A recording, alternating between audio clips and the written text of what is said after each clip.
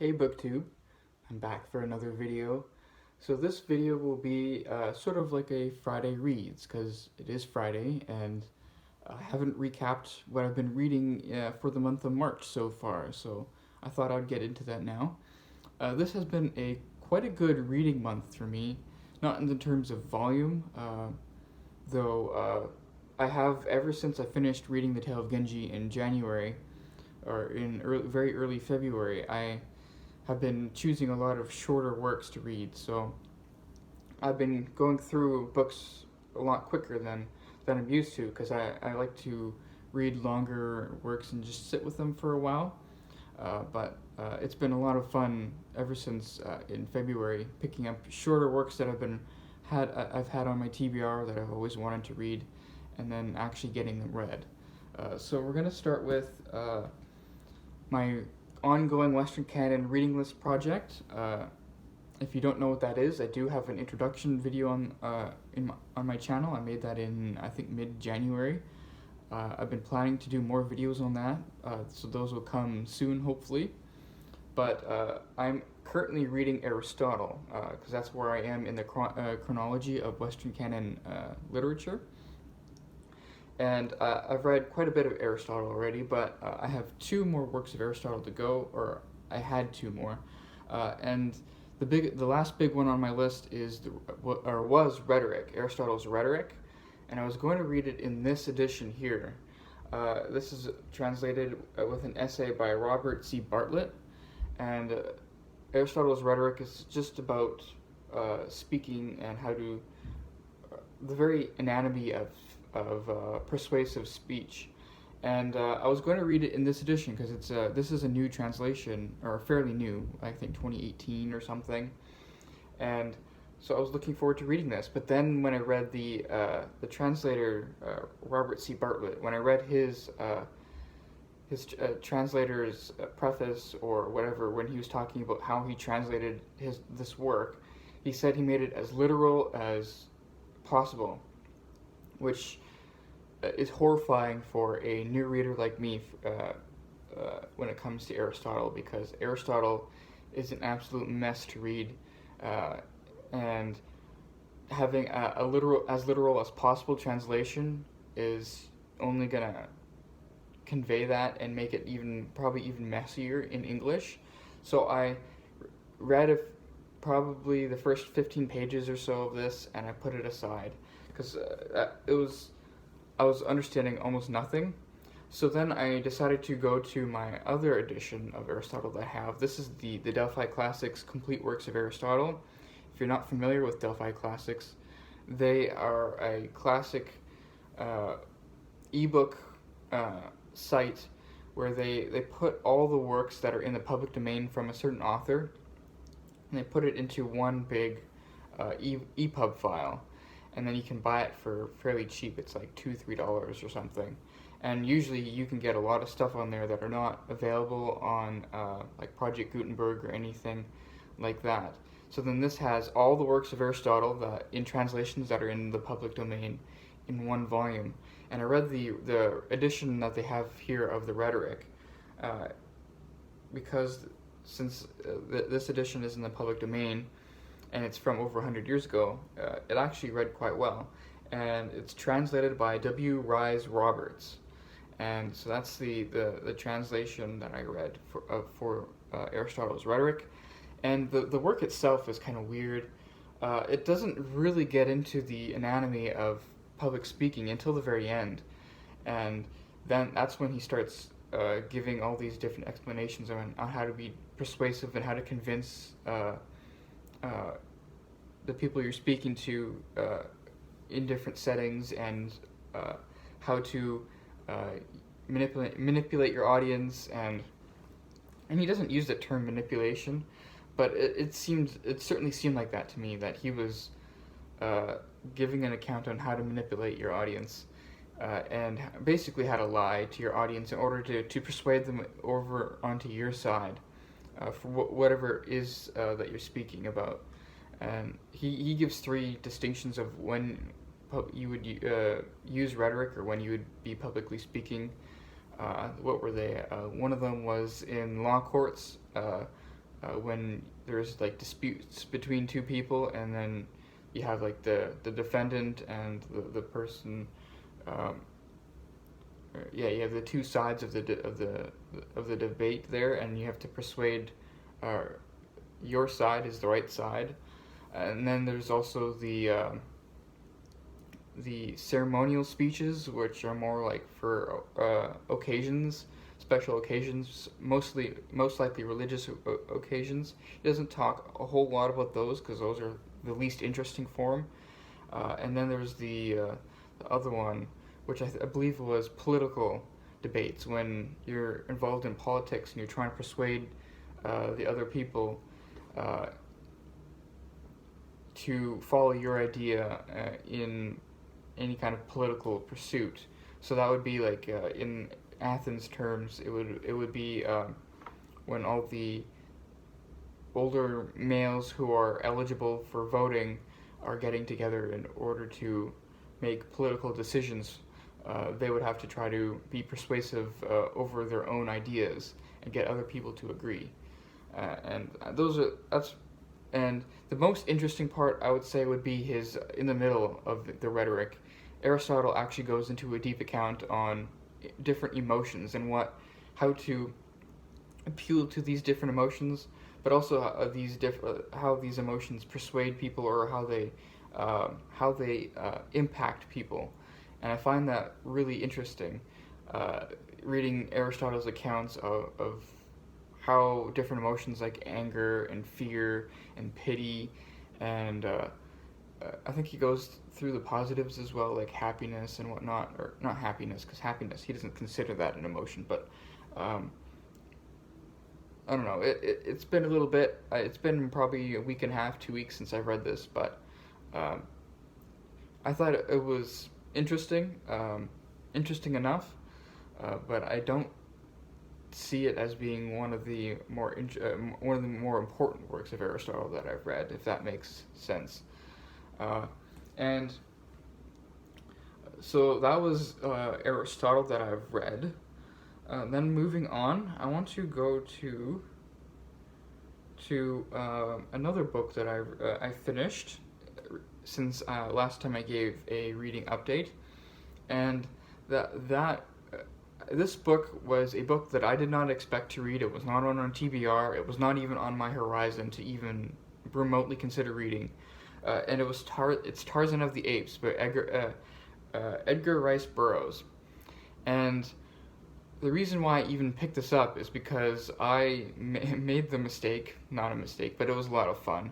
I watched the Disney version of Tarzan, and I thought it was just a fun movie, but the movie made me yearn to read the original material, and that's what I did. I picked up the first Tarzan book because there's like 24 Tarzan novels, and I gotta say I quite enjoyed it. I really enjoyed reading Tarzan of the Apes.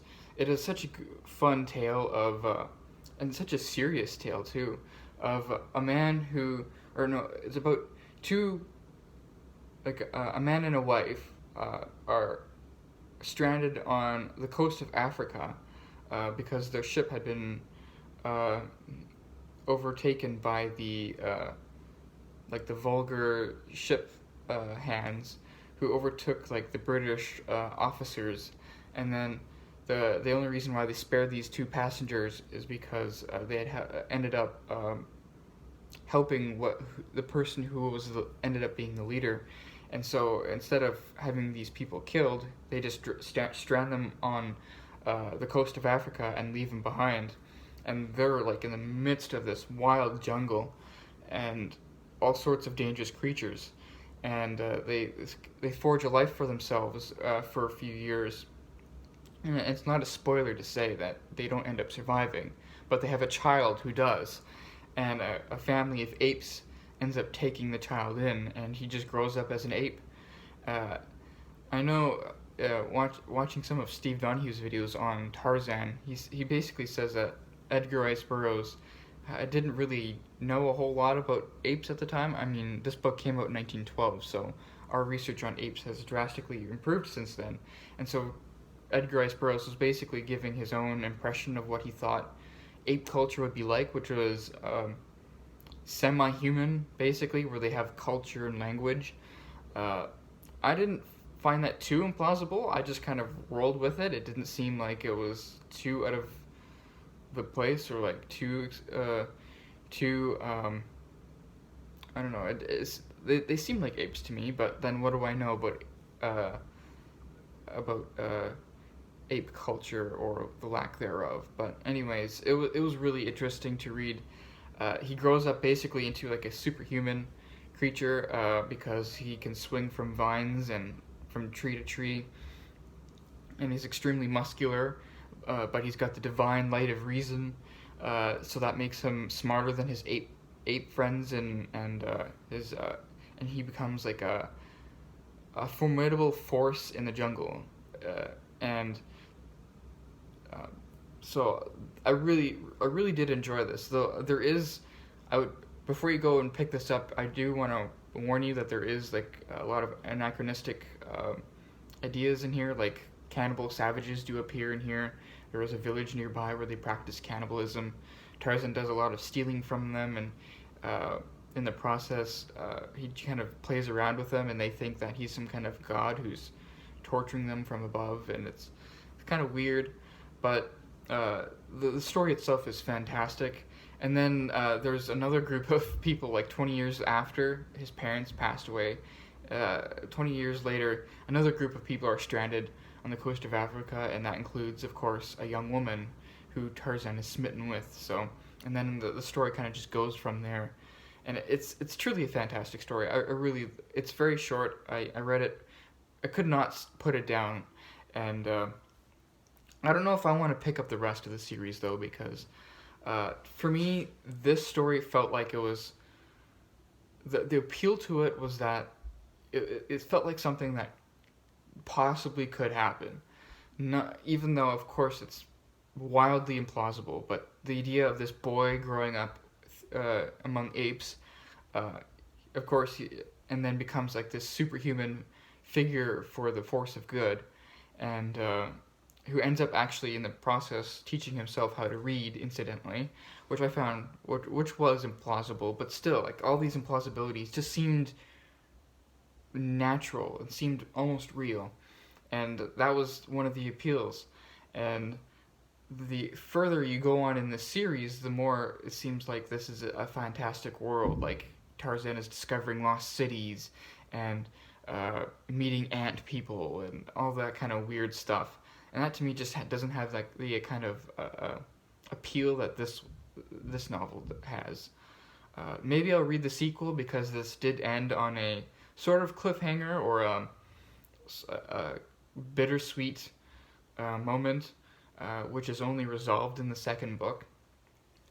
But for now, I'm perfectly okay with just reading this one, and then just leaving it at that for now. But I really did enjoy that. It was really good.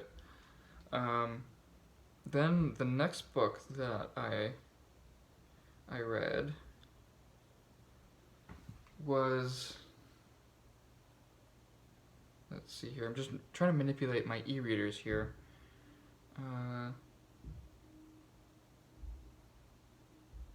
This one does not have a cover because my e-reader doesn't. Oh, here we go. Here's the cover. I read Lost Connections by Johann Hari. So this is a nonfiction book. The subtitle is Why You're Depressed and How to Find Hope. I wouldn't say I'm depressed, but I read this because mental illness and the idea of mental illness really is persuasive among my family. I do have a lot of close family members who either struggle with depression or with like this whole like concept of mental illness, and I've always been curious about that, and so I have a lot of books that make me want to explore it, and sorry, I'm fighting with my e-reader here. I have two e-readers, and one of them just doesn't want to cooperate. Anyways, so then, yeah, Lost Connections, and this is not so much like a self-help book as it would seem. It's more of a journalistic inquiry. So what the author does is the author himself struggled quite mightily from anxiety and depression, and he goes into this journalistic inquiry on how to overcome that. And, and because he took medication, antidepressants for 13 years, and he finds that that has not helped him. And looking into research, the introduction, I believe, is a complete a scandalous, or not so scandalous, but a complete dispelling or a complete a put down of antidepressants to begin with, because he looks into the research. Part of him as a journalist is that he interviews actually flies to these different places and interviews experts, and finds out that antidepressants aren't what they are billed as. The common narrative is that you have a chemical imbalance in your brain and that you need these antidepressants to kind of make your brain normal. And he dispels that right away and says that that's based on faulty evidence, and it's more to do with marketing campaigns of pharmaceutical companies and the kind of selective research that they put out there. Because if you don't know, a lot of the research that goes into these kind of magic pills that everyone seems to covet for their suffering are usually the studies on their effectiveness are funded by the companies that make these pills, and so they don't always they usually don't give out the full results of their findings, because all they really need is to have a study that shows that there's some effect some of the time, and no matter how big or small the quantity is of the effect, and then their drug could go on market. And so he really dispels the idea that we need of antidepressants as this catch-all cure for depression and anxiety. And the whole study of this book, Lost Connections, is to find actual real-world antidotes for that. And he goes into 9 causes of depression and anxiety. 9 causes. So the first cause is disconnection from meaningful work. Number 2 is disconnection from other people. Cause number 3 is disconnection from meaningful values. Cause number 4, disconnection from childhood trauma. That one was very interesting, actually. He goes into he goes into the story of how this researcher was billed with the task of helping these massively overweight people who had tried every diet program out there and cannot find ways to decrease their weight. And this was, of course, a huge health crisis in their life that they needed to get rid of.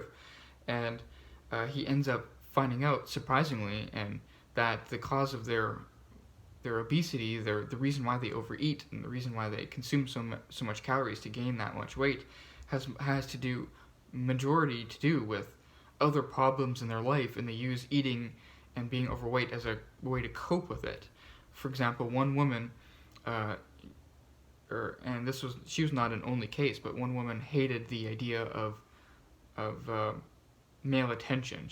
Because she had been abused as a young girl, and so she put on weight as a way to kind of protect herself from the attentions of other men, whether it's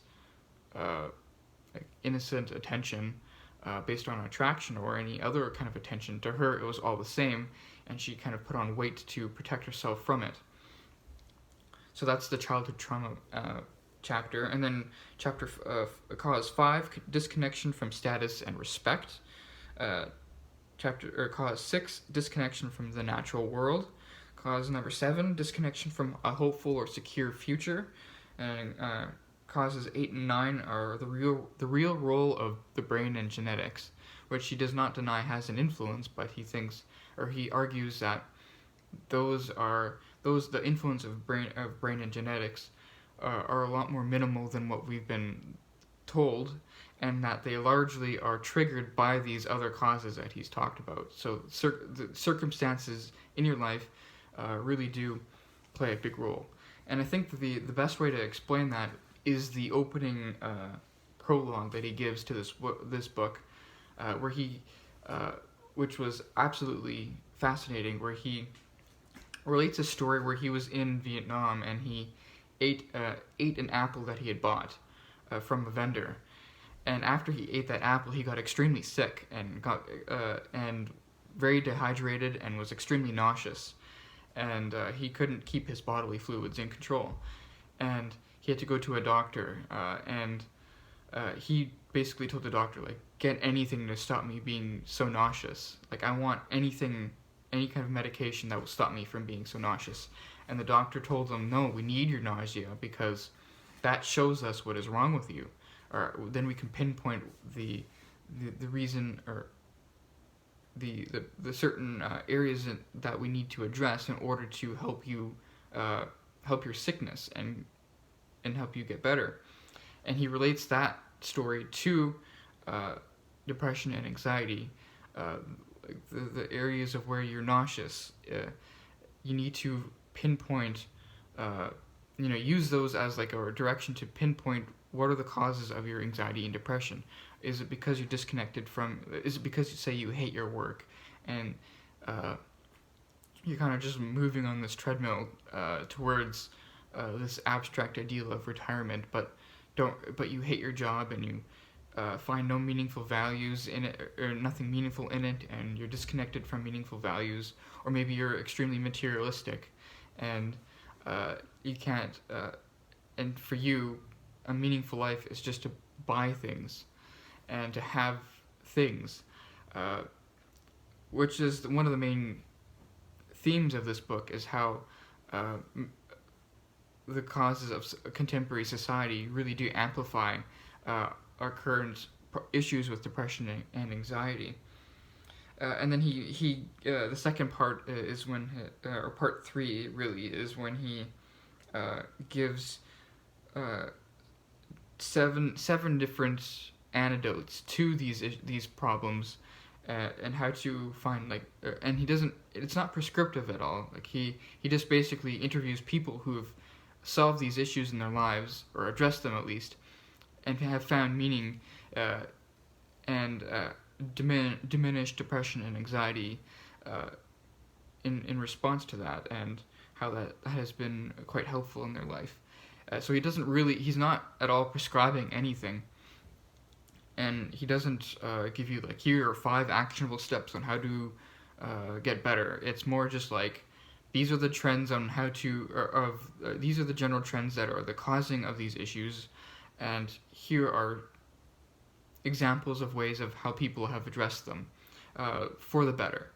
And that's really what he's doing, because it is a journalistic inquiry. It's not really a self-help book. And he says the whole idea of a self-help book, you yourself trying to fix your own problems, is part of the issue itself. You're not meant to fix your problems by yourself. You're meant to be connected to others, and to have and to find help, and not to go about this on your own, but to have help from others, and to be connected, and to to find meaning amidst other people, which is one of the main themes of the book. I don't know, that's kind of a rambly explanation of the book. I thought it was really good, and that book is what led me to some of my other reading, which I'll describe a little bit later. The last book that I've read is the first book in the Earthsea series by Ursula K. Le Guin. This is the omnibus volume that has all 6 books in here, and I read the very first one. I read The Wizard of Earthsea, which came out in the 60s. It's sort of directed towards children, but I thought it was just fantastic. It was really, really good. A really good story, very wise, especially for a children's book. It was really wise and very compelling. I couldn't put it down. I couldn't stop reading, and Though I didn't find the ending super convincing, I thought it was just the overall the book was just very well done, and I truly did love reading this book. And it did supersede some of my other reading this week because I only finished this yesterday. Because my original plan was after reading the Rhetoric was to start reading Aristotle's Poetics, and I got caught up reading that massive introduction because the Poetics itself is only like 50 pages in this edition. So then we have another 50 pages of introduction, and I found, and this is right here. So this is introduction material, and I read that, and then the rest is Aristotle and notes. And I haven't actually started reading the Poetics yet because I was going to spend some time reading the introduction this week, which I did, which I'm glad I finally finished. But I was not getting along with it. It was too academic, and so I kind of put it aside and started reading Earthsea instead. And that's why I finished it quicker than I usually would, because I was reading this during my breaks at work, and I usually don't get. It's not usually fast reading that way, but the book was just so good. I took more time to read it. It was encroaching into my reading life in a way that's always joyful when you have a really good book on the go. So my plan is to actually start reading the Poetics and finish it hopefully this weekend, but we'll see about that. Because it is short, I mean, I really should, but we'll see. And then the other book that I am currently reading is Chemically Imbalanced. So this is directly inspired by the Lost Connections book. I have a lot of ebooks and a couple of physical books on the subject that I can go to if I am interested in pursuing the subject deeper, and so far I am. Because I started reading this. It is rather slow going because it is an academic book. It's published by the University of Chicago Press. It's called Chemically Imbalanced by Joseph E. Davis, and the subtitle here is Everyday Suffering, Medication, and Our Troubled Quest to Self-Mastery. And the premise of the book, it's a sociological work. The book is hinged around the author's interviews of 80 people, and basically diving deep into their. They all have similar issues where they suffer from like depression and anxiety, and they or different mental health issues, and they're looking for ways to alleviate those issues, and the common theme here is how everyone sees their suffering through the lens of a neurobiological view, where they see it as the chemical imbalance, and how they need to take pills in order to alleviate that. And he basically says that's a characteristic feature of our age, where we have this tendency to view mental health issues as purely biological formulations, and we use that language and then the accompanying medication that comes with it as ways to alleviate our suffering. And he thinks he's going to make the argument that that's not healthy because it has supplanted the therapeutic or the psychotherapeutic view of trying to find the social and interconnected problems like social connections and personal connections of what are of these issues, getting to the root of them, and helping you out, helping you work through them in your life, versus taking a pill because I have a mental imbalance in my brain, and therefore I'm happier, that kind of thing. It's not totally universal, but it's the large theme of how people look at their illness, and it's whatever it is, whether it's like ADHD, depression, which are the main ones he addresses here because they're the most common, but other different kinds too. How people characterize their suffering and how they try to alleviate that kind of suffering through medication. and it's fascinating work. It is rather slow going, because it is written quite academically, but I'm quite enjoying it. So I hope to finish this weekend as well. And the next book, a book I have not started yet, but maybe I'll start it today. Maybe I'll start it tomorrow. I want to read the next book in the Earthsea series. That is The Tombs of Atuan, I believe, and it's from a very different perspective from what I understand, and so I want to give that a read, because if this weekend my reading looks like it'll be Aristotle's Poetics, and then an academic work on mental health. So that seems like a rather heavy weekend of reading. I want to supplement that with a novel. So that's basically what my plans are for this weekend. I know I'm at 30 minutes, but I want to go into my TBR for maybe next weekend or the upcoming week or two. Very quickly, I'm still really wanting to get to Edith Wharton. I was going to start her last week, but then I got caught up in reading other things. So I really do want to start Edith Wharton. I think that'll be the absolute next book that I start after I finish off, at least after I finish Chemically Imbalanced, because I want to dive into Edith Wharton again. Though I've been hesitant to.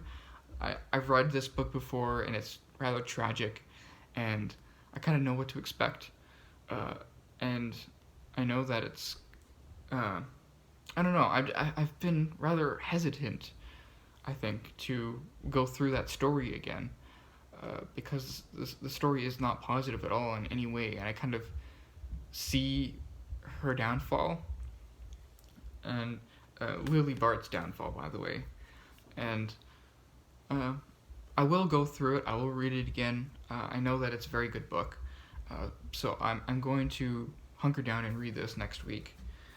And then other books that are kind of vaguely in the sphere of books that I really do want to read sooner, like very soon. I want to continue if I continue the quest for on books on mental illness. I do have this big fat book, The Noonday Demon by Andrew Solomon.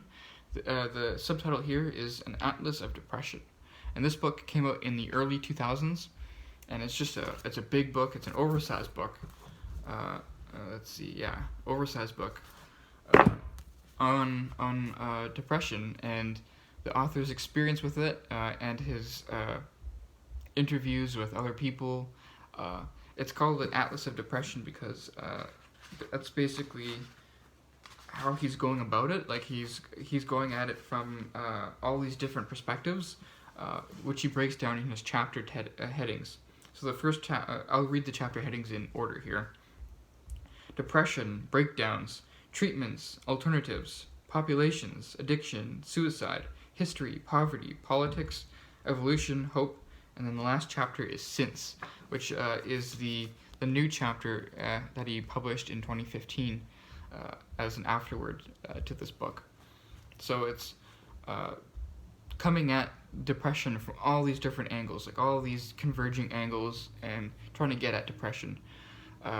The interesting thing is that he is a proponent of antidepressants, and not least because in the very first, like in the introduction or in the prologue, he admits to a conflict of interest, and namely that his father is a prominent figure, or maybe he owns a pharmaceutical company, something like that.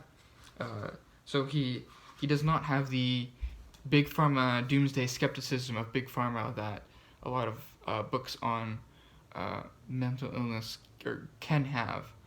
So they don't always do, but they can have, and he does not follow that in that footsteps. So it'll be a different perspective, at least in that area. So that'll be interesting to read, and it's a bigger book.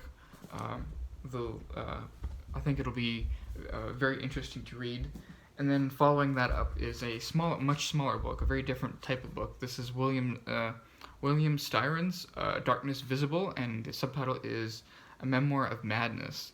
And it's a very short book, it's under 100 pages, and it's basically his very personal account of going through a crippling and almost suicidal depression. And that is his little reflection on that. If you're not familiar, this is he was a popular novelist back in the day. And I have not read any of his novels, but the novels that I would like to read of his are The Confessions of Nat Turner and Sophie's Choice, which I do have as ebooks, but this will probably be the first work of his that I read. And it's just a short little book. I do have a lot more ebooks along that theme, but I'm not going to go into that now because I don't even know if I'm going to pursue this path all that deeply. We'll see how things go, and as I continue down and see, I'll take you along if I go down that path and give my thoughts on these books. And then the last path that I've been wanting to go down is mythology path. So this is Edith Hamilton's mythology, and this is Timeless Tales of Gods and Heroes, and it's just her retelling of all these popular mythology tales, and giving this is like a famous bestseller from, well, when was this published? 60s maybe? Nope, 40s, 1942. So I want to get a primer on mythology before I enter into the Greek tragedies, which I hope to read in April. We'll see about that, depending on how some of these other reading projects go, whether I continue reading Edith Wharton, or if I continue reading about suicide of depression and anxiety, and of mental health. So we'll see about that. That is tentative, though this one I do want to prioritize, because I do want to read this before I get to that. And there is one more book on my e-reader that I do want to show that relates to that, to mythology as well. And it's a shorter book, so it should be doable. We'll see.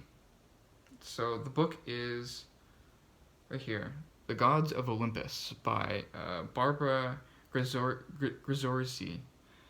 The Gods of Olympus, and it's the subtitle says A History, but I kind of balk at that because the book is like 200 pages long, so it can't be a history, because an actual history of the gods would certainly be a lot longer than that because of their popular and cultural influence.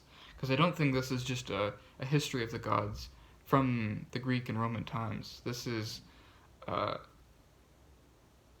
like a narrative